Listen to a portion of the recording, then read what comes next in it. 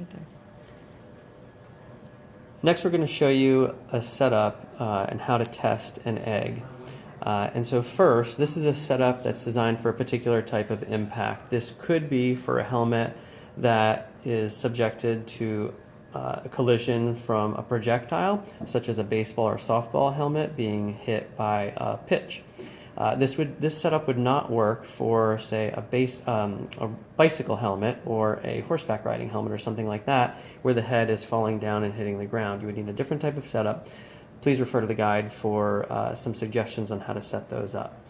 So first, make sure your LabQuest 2 is calibrated. Remember, every time that you shut the LabQuest 2 off, whenever you turn it on, you have to recalibrate it. Also, you need to reset your sampling rate for 300 samples per second or more. When you set up your egg, make sure that you are reading an acceleration of 0. So you might have to adjust your egg so that it's right around 0. We have a ruler here so that we can control how far we pull the mass back each time so that we get repeated results. So we'll do one trial. We'll select graph, and then we'll get ready to hit play. But first, we'll pull the mass back to a specified distance. We'll hit play, and then we'll drop.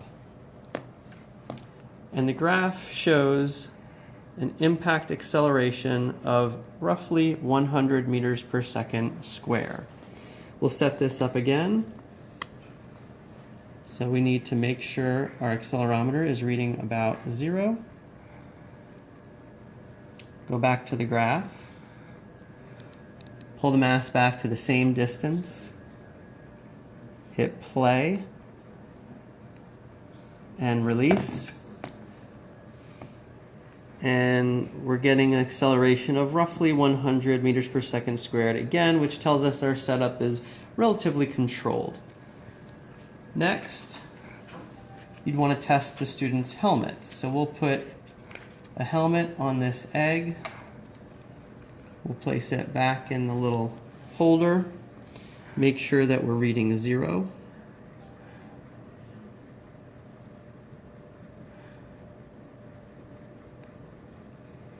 Pull the mass back to the same distance. Go back to the graph. Hit play. Release. And as you can see, our graph has changed considerably. The maximum acceleration we experienced was approximately 30 meters per second squared. We also did have this substantial spike in the negative direction, and that's because our holder does not hold the egg very firmly, so you might want to modify that setup.